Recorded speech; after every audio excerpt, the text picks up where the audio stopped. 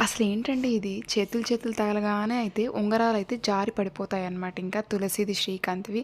అసలేం జరుగుద్దంటే ఇంకా వసుంధర చనిపోతూ ఖుషి బాధ్యతనైతే తులసి చేతుల్లో పెట్టి చచ్చిపోద్దనమాట. ఇంకా తులసి అయితే బయట నిలబడి ఏడుస్తూ ఉంటది. అప్పుడే శ్రీకాంత్‌నైతే స్ట్రెచ్చర్ మీద తీసుకెళ్తూ ఉంటే శ్రీకాంత్ చెయ్యి అయితే కరెక్ట్‌గా తులసికి తగులుతదండి. అంతే ఆ సిచ్యుయేషన్‌లో అయితే వాళ్ళిద్దరి ఉంగరాలైతే జారి కింద పడతాయన్నమాట. ఇదైతే హైలైట్ సీన్ అండి అసల. ఎందుకంటే సింబాలిక్‌గా చెప్తున్నారనమాట ఇంకా.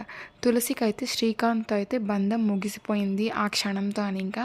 నెక్స్ట్ అయితే ఖుషి అయితే చాలా బ్లడ్ లాస్ అయ్యి ఉంటదనమాట ఇంకా.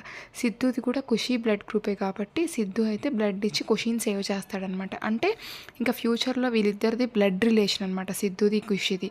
ఎప్పటికైనా తులసి, ఖుషి సిద్ధు దగ్గరికి వెళ్ళాల్సిన వాళ్ళే కదా ఇంకా.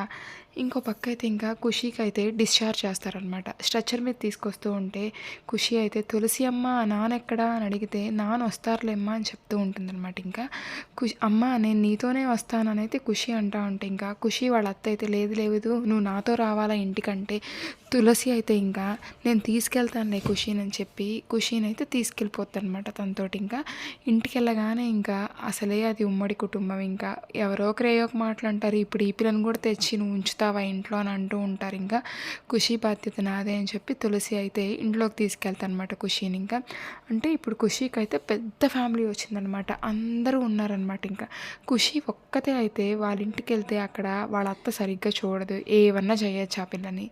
సో గుడ్ డెసిషన్ అనమాట. ఏం జరుగుతుందో చూద్దాం. Thank you.